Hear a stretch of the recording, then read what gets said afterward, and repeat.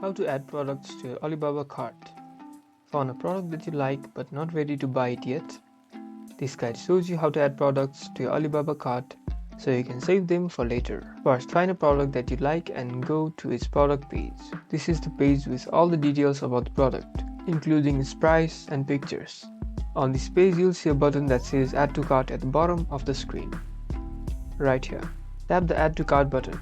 A new window will pop up where you can choose the quantity of the product that you would like to add. Once you've entered the quantity, tap the Add to Cart button again. The product will now be saved in your cart, and you can access it anytime. To find your cart, go to the bottom of the app screen and tap on the cart icon. Or just go to the home page and click on Cart.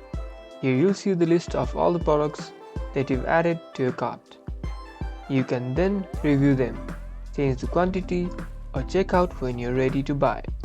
You now know how to add products to your Alibaba cart. Happy sourcing! Like and subscribe for more business tutorials.